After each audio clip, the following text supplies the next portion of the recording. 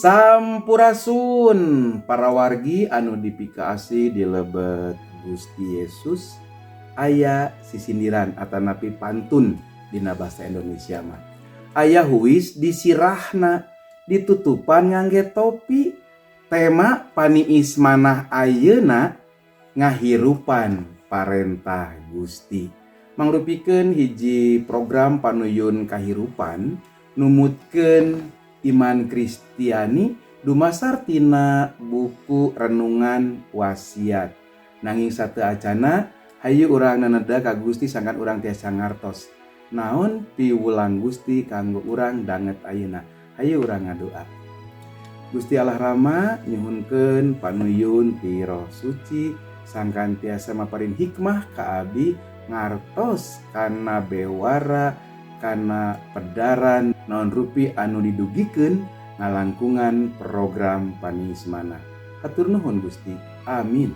Para wargi, pedaran urang danget ayeuna dicandak tina kitab Bilangan pasal 15 ayat anu ka-32 dugikeun ka 41. Sedengkeun anu janten ayat luluguna nyaeta tina kitab Bilangan pasal 15 ayat nu ka-40. Anu kieu unggelna. Jadi gawena eta rarawis teh sangkan marane gumati kana sagala timbalan kami, sangkan gembleng jadi kagungan kami.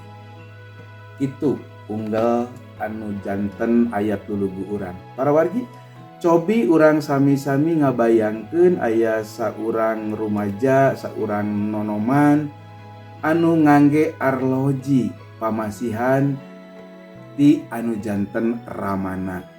Naon maksudna? Sangkan putra nate tiasa ngalakonan kahirupanana kalayan tigin sareng gumati kana piwulang nu janten ramana.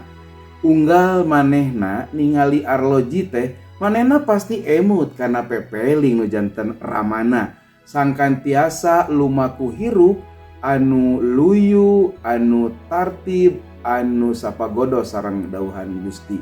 Pon kitu deui Gusti Pangeran masihan totonden, masihan tanda ka umatna sangkan umatna teh hirup kalayan sapuk sapagodo sareng timbalan Pangeran.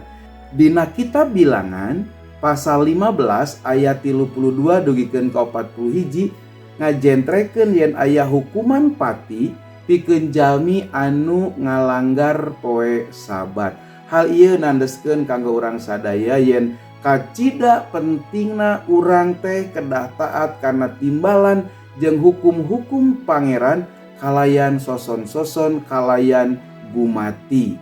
Para wargi saparantos kajadian eta Pangeran nimbalan ka umat Israel sangkan ngangge rarawis anu dina tungtung raksukanana teh mangrupikeun pangeling-eling anu katingal. Sangkan maranehna salawasna ngemut oge taat kana timbalan kana pangandika Pangeran sarta salawasna hirup dina kaayaan hirup anu suci.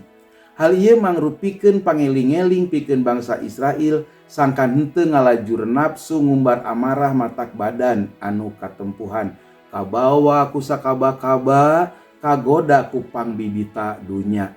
Antukna maranehna henteu taat deui kana timbalan Pangeran.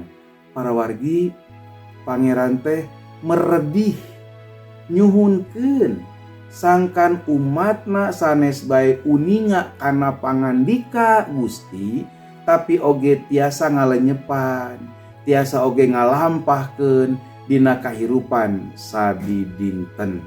Sakumaha umat Israel anu dipasihan rarawis anu janten pangeling-eling, urang sadaya tiasa oge ngagunakeun sagala rupi cara pikeun tumetep gumati kana timbalan Pangeran, kana pangandika Pangeran. Sapertos nalika urang aya dina waktu simpe, hate urang manah urang muser ka Pangeran ngalangkungan pangandikana. Dina ngalenyepan dawuhan Gusti atanapi nepi ka kajantenan anu karandapan ku urang. Kajantenan eta teh marupikeun hiji totonden kanggo urang.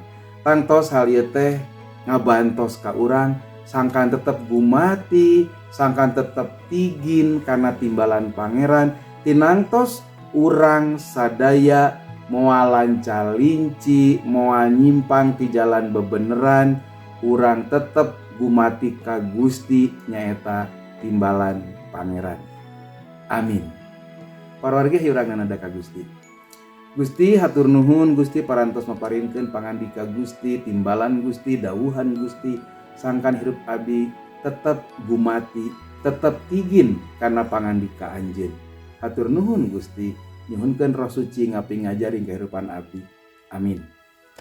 Para wargi, ayeuna waktosna para wargi anu subscribe, nge-share, oge komen manawi aya hal naon rupi anu kedah dikedahkeun ku para wargi. Nalika para wargi nge-share, hartosna para wargi sami-sami ilubiung kanggo kamuliaan Gusti. Hatur nuhun, Gusti ngaberkahan. Rahayu, rahayu, rahayu. Cak.